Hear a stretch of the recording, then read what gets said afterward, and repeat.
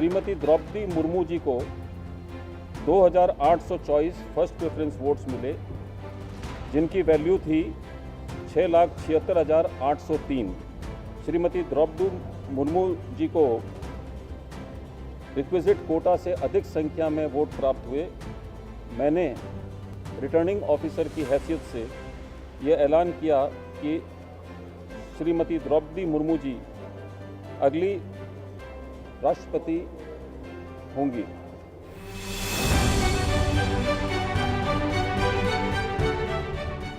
और इसी घोषणा के साथ देश की अगली राष्ट्रपति के तौर पर द्रौपदी मुर्मू के नाम का ऐलान हो गया। दुनिया के सबसे बड़े लोकतंत्र की प्रथम नागरिक के तौर पर पहली बार एक आदिवासी महिला राष्ट्रपति बैठने जा रही है।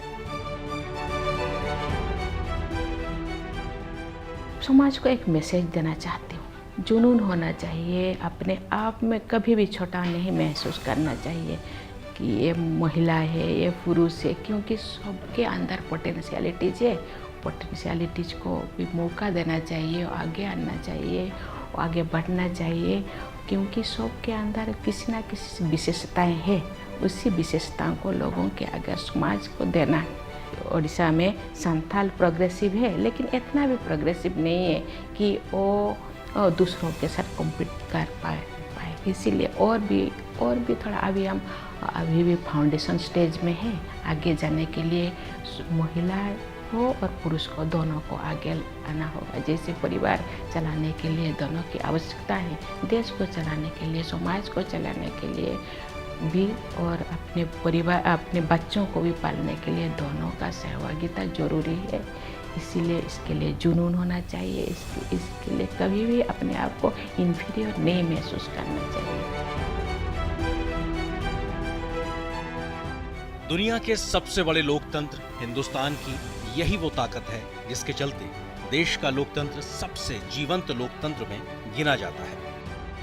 देश के सबसे पिछड़े इलाकों में शुमार उड़ीसा के मयूरभंज के छोटे से कस्बे रायरंगपुर से ताल्लुक रखने वाली द्रौपदी मुर्मू का रायसीना हिल तक का सफर ये बताने के लिए काफी है कि कैसे उनके संघर्ष ने उन्हें ये मुकाम हासिल करने में मदद की।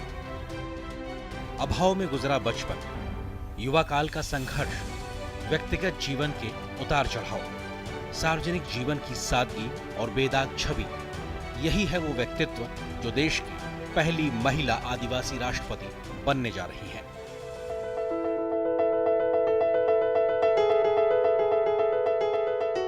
ओडिशा के रायरंगपुर से रायसीना हिल यानी राष्ट्रपति भवन पहुंचने के सफर में कई पड़ाव आए, लेकिन हर बार परीक्षाओं को पास करते हुए द्रौपदी मुर्मू ने खुद को हमेशा साबित करके दिखाया। और यही वजह है कि उनको करीब से जानने वाले ये मानते हैं कि वो देश की बेहतरीन राष्ट्रपति साबित होंगी।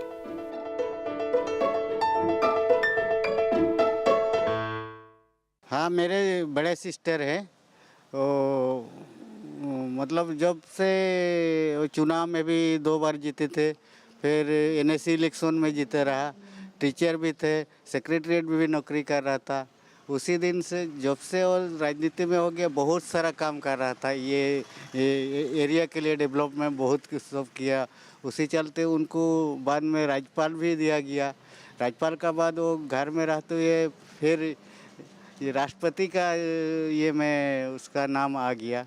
वही हम लोग को इतना खुश लगता है ना, वही इनका चलते बहुत खुश है हम लोग। रायरंगपुर के कोई भी आदमी किसी भी व्यक्ति से उनके जो संपर्क में आया है वो उनको पर्सनल नाम से जानती थी।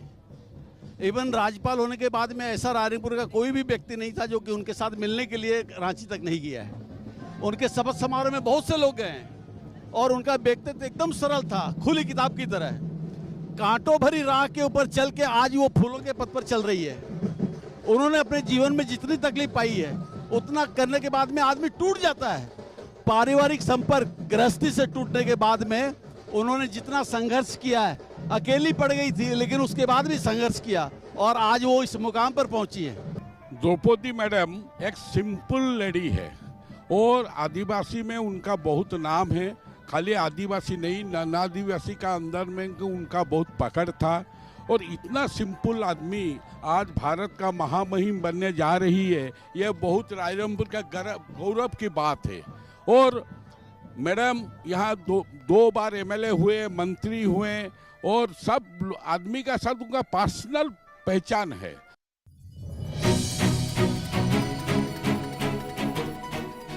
द्रौपदी मुर्मू का जन्म भारत की आजादी के करीब 11 साल बाद 20 जून 1958 को मयूरभंज जिले के बैदापूसी गांव में हुआ। उनका परिवार संथाल आदिवासी समुदाय से ताल्लुक रखता है और उनके पिता अपनी पंचायत के मुखिया थे। द्रौपदी मुर्मू जब कार्यभार संभालेंगी तो वो इस सर्वोच्च संवैधानिक पद पर पहुंचने वाली ऐसी पहली राष्ट्रपति होंगी जो आजादी के बाद पैदा हुई हैं।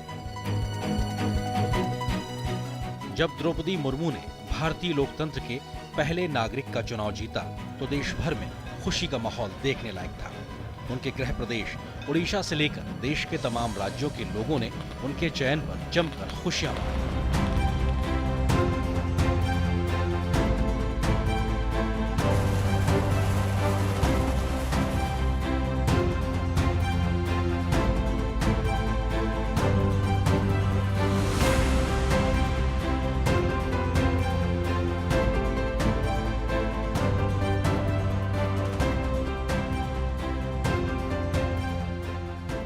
प्रधानमंत्री नरेंद्र मोदी ने भी उनकी जीत को गरीबों, पिछड़ों और हाशिए के लोगों की जीत करार दिया तो उनके प्रशासनिक अनुभव से देश को लाभ मिलने का भरोसा भी जताया।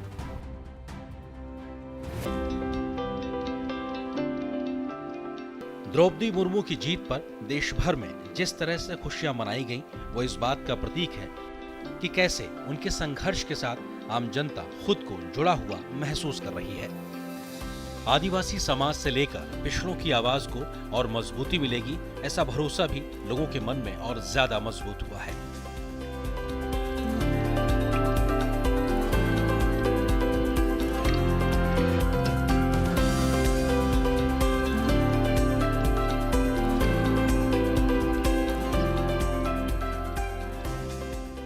एकदम आदिवासियों ने बहुत भी बड़ा उपकार कर दिया। आदिवासियों को राष्ट्रपति बना दिया, इसके लिए बहुत बड़ा उपकार है, बहुत बड़ा जो भी है हम जश्न मना रहे हैं पूरे बनटांगिया, पूरे भारत के लोग। छोटे वर्ग के जातियों को इतना बड़ा सम्मान मिले तो इससे ज्यादा खुशी की बात क्या है। राष्ट्रपति चुना गया जो आदिवासियों के लिए बहुत उत्साहित और खुशी की बात है। अपार खुशी है कि आज हमारे वर्ग के, हमारे आदिवासी समुदाय से एक महिला, द्रौपदी महिला जो हमारे भारत की सबसे सर्वोच्च पद पर बैठाई गई है, जो हम लोगों के बड़े गर्व की बात है। जब हमने सुना कि वो राष्ट्रपति बनने के लिए जा रही हैं तो बहुत ही ज़्यादा खुशी हुई और आज हम लोग उनके लिए ही सेलिब्रेशन कर रहे हैं और हम भी बड़े होकर उनके जैसा बनना चाहते हैं। रायसीना हिल तक पहुंचने से पहले द्रौपदी मुर्मू का एक लंबा संघर्ष रहा है और उन्होंने लोगों और समाज से जुड़कर लोगों के बीच एक अलग पहचान बनाई है। साल 1979 में भुवनेश्वर के रमादेवी महिला कॉलेज से बीए पास करने वाली द्रौपदी मुर्मू ने अपने पेशेवर करियर की शुरुआत उड़ीसा सरकार के लिए क्लर्क की नौकरी से की। तब वह सिंचाई और ऊर्जा विभाग में जूनियर सहायक के पद पर थी। क्लर्क की नौकरी छोड़ने के बाद उन्होंने अपने घर रायरंगपुर में एक शिक्षक के तौर पर भी काम किया। द्रौपदी मुर्मू ने रायरंगपुर में Shri Aurobindo integral education and research centre में शिक्षक के तौर पर करीब 3 साल तक पढ़ाया। एक शिक्षक के तौर पर उनकी मेहनत ने उन्हें इलाके में एक नई पहचान दिलाई। वो सिंसियरिटी थे और पंक्चुअलिटी भी थे और वो उनका लाइफ स्टाइल सिंपल था। बच्चों को बहुत प्यार करते थे और सबसे ज़्यादा वो इंग्लिश और उड़िया जो है वो बहुत अच्छे से उनको समझाते थे। ऐसे तो सारा सब्जेक्ट पढ़ाते थे बट इंग्लिश जो उड़िया है वो बहुत अच्छे से पढ़ाते थे बच्चों को। मैडम बहुत अच्छे थे। आज हम लोग को बहुत खुशी लग रहा है। जब ये स्कूल में 94 से 97 तक वो टीचिंग कर रहा था, बहुत स्टाफ का साथ बहुत मिला जुला रहता था और बच्चे सबको, स्टूडेंट सबको बहुत बढ़िया पढ़ा रहा था। ऑल सब्जेक्ट में उसका मतलब नॉलेज था। बहुत simple, sober and very kind hearted, very compassionate and very well behaved and उसका जो मैनर्स एटिकेट है वो आदमी को वो अपना कर लेगा। उसका जो मेथड ऑफ टीचिंग है, मोड ऑफ टीचिंग, वो बहुत वो पढ़ाई करते थे। इंग्लिश, उड़िया और हिंदी सब पढ़ाई करते थे। हम बहुत गर्वित हैं। ये हमको सब बहुत गर्व महसूस होता है कि हमारा जो मैडम द्रौपदी मुर्मू और जो भारत की भावी राष्ट्रपति बनने जा रहे हैं, इस स्कूल का वो टीचर थे 94 से 97 तक। एंड 97 में वो रिजाइन करके वो जो काउंसलर बने, उसके बाद एमएलए बने 2000 में, उसके बाद मिनिस्टर बने और 2015 में गवर्नर बने। अब अभी देखिए 2022 में राष्ट्रपति बनने जा रहे हैं। गांव में आकर के एक टीचरशिप भी मैंने की। नौकरी करने के साथ साथ मुझे बहुत सोशल अनुष्ठान से मुझे बुलावा आया कि आपको थोड़ा इसी अनुष्ठान में आपको मेंबर बनना है, थोड़ा हम सोशल वर्क भी करना है। मुझे भी जब वहाँ मेंबरशिप बनी तो मुझे भी लगा कि ये मुझे करना है सोसाइटी के लिए। एजुकेशन का cultural development, educational development, social development के लिए गांव-गांव में घूमती रही। क्योंकि पॉलिटिक्स में जाने से आप जितना लोगों के लिए करना चाहते हैं उससे ज़्यादा आप कर पाएंगे। उनका ज़रूरत पीने का पानी, बिजली या सोशल या कल्चरल या एजुकेशनल, आप उनको ज़्यादा उनको सपोर्ट दे पाएंगे। शिक्षक की जिम्मेदारी के बाद द्रौपदी मुर्मू के राजनीतिक सफर की शुरुआत वार्ड काउंसलर के तौर पर साल 1997 में शुरू हुई। वो रायरंगपुर नगर पंचायत के चुनाव में वार्ड पार्षद चुनी गईं और नगर पंचायत की उपाध्यक्ष भी बनाई गईं। उसके बाद वे राजनीति में लगातार आगे बढ़ती चली गईं और रायरंगपुर विधानसभा सीट से बीजेपी की टिकट पर 2 बार साल 2000 और साल 2004 में विधायक बनी। पहली बार विधायक बनने के बाद वो साल 2000 से 2004 तक नवीन पटनायक के मंत्रिमंडल में स्वतंत्र प्रभार राज्य मंत्री के तौर पर भी उन्होंने काम किया। उन्होंने बतौर मंत्री के तौर पर 2-2 साल तक वाणिज्य और परिवहन विभाग और मत्स्य पालन के अलावा पशु संसाधन विभाग संभाला। द्रौपदी मुर्मू को ओडिशा में सर्वश्रेष्ठ विधायकों को मिलने वाला नीलकंठ पुरस्कार से भी नवाजा गया।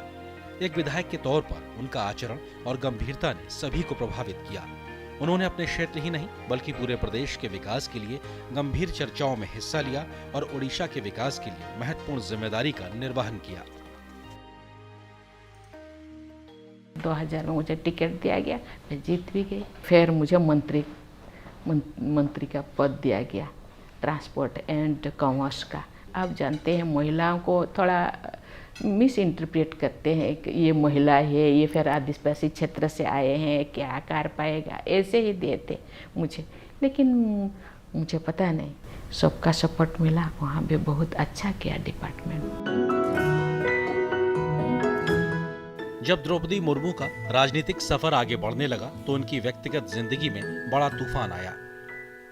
एक एक कर अपने उन्होंने 2 बेटे खो दिए और उसके बाद अपने पति को भी खो दिया। अपने बेटे और पति के खो देने से वो एक तरीके से टूट गईं और आध्यात्म की शरण में चली गईं। खुद को बिखरने से रोकने के लिए उन्होंने योग और ध्यान का सहारा लिया। 2009 में अपना इलेक्शन में हार गई, तो इसके बाद मैंने सोचा कि मैं गांव जाऊं। एक दिन मैंने सुना कि बच्चा सुबह नहीं है, तो चली गई, शरीर छोड़ दिया। फिर 2013 में दूसरा बेटा चला गया और मेरे दोस्तों के साथ और कहाँ तो एक्सीडेंट में उनका भी देहांत हो गया। तो फिर मेरा पतिदेव फिर डिप्रेशन में चला गया। पतिदेव का 2014 में पतिदेव का देहांत हो गया, मेरे माँ का देहांत हो गया, मेरे छोटा भाई का देहांत हो गया।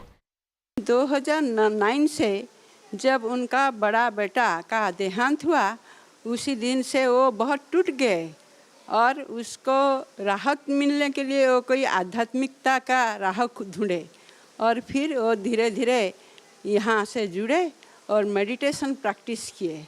उससे उनको जो डिप्रेशन था वो धीरे धीरे घटते गया और परमात्मा से शक्ति लेते गए, राज्य का प्रैक्टिस करते गए और भगवान का छत्र छाया में रह के अपना जीवन को धीरे धीरे संपन्न बनाते गए, सफल करते गए।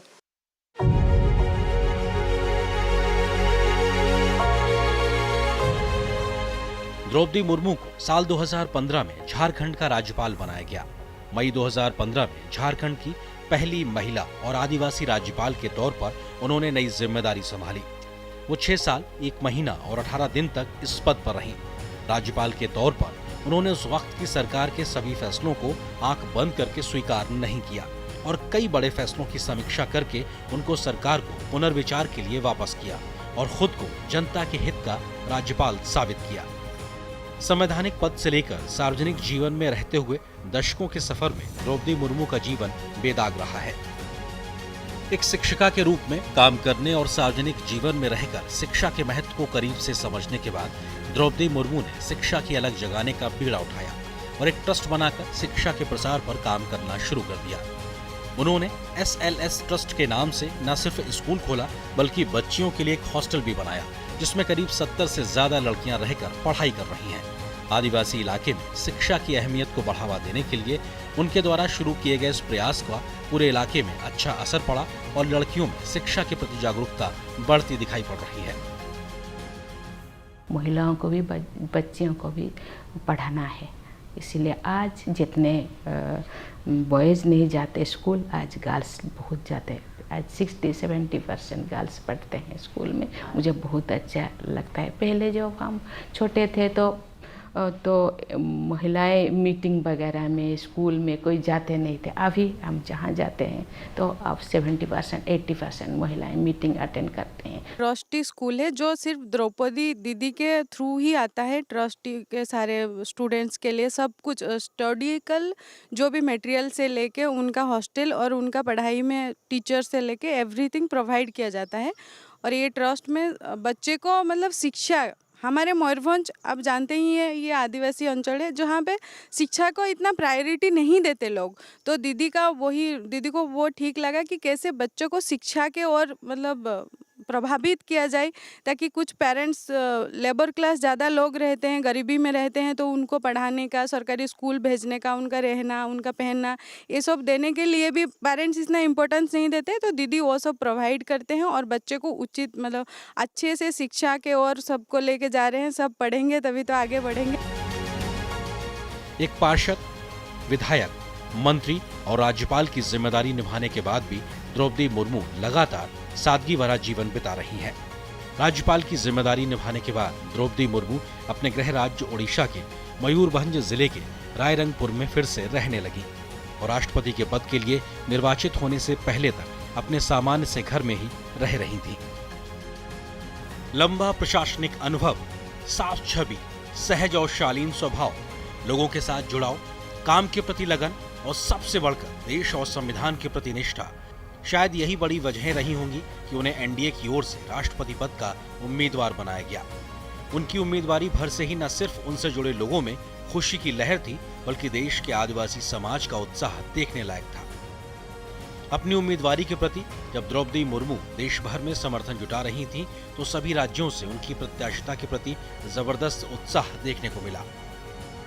जब राष्ट्रपति के चुनाव की प्रक्रिया चल रही थी और द्रौपदी मुर्मू अपने पक्ष में समर्थन जुटाने में लगी हुई थी, तो ओडिशा से लेकर झारखंड तक के आदिवासी बहुल्य इलाकों में उनकी जीत के लिए आदिवासी समाज के हजारों लोग उनके लिए प्रार्थना कर रहे थे, जिसकी तस्वीरें भी देश के कोने कोने से सामने आई।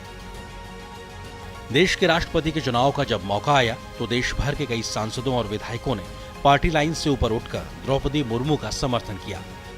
इसके पीछे सबसे बड़ी वजह भी उनका सरल और शालीन व्यक्तित्व माना जा रहा है। तो एक आदिवासी महिला के रूप में मंत्री से लेकर राज्यपाल तक के उनके अनुभव को भी देश के कोने कोने से स्वीकारता मिलती दिखी। बेदाग छवि और सख्त प्रशासक के तौर पर भी द्रौपदी मुर्मू ने अपने राजनीतिक विरोधियों के बीच भी जगह बनाई और अपेक्षित वोटों से ज्यादा वोट हासिल करके ऐतिहासिक जीत हासिल की।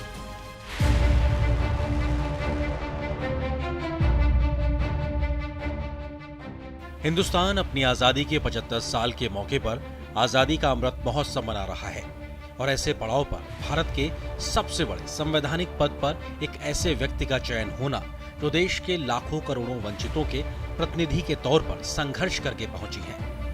विविधताओं से भरे भारत में एक आदिवासी महिला का राष्ट्रपति तक का सफर देश की लोकतांत्रिक मूल्यों के प्रति दुनिया को एक बेहतरीन उदाहरण देता है। द्रौपदी मुर्मू का राष्ट्रपति बनना देश की महिलाओं और लड़कियों के लिए प्रेरणा का स्रोत बनेगा तो विकास की धारा में दशकों तक पीछे रह गए आदिवासी समाज के लिए भी आत्मसम्मान का एक नया संबल बनेगा।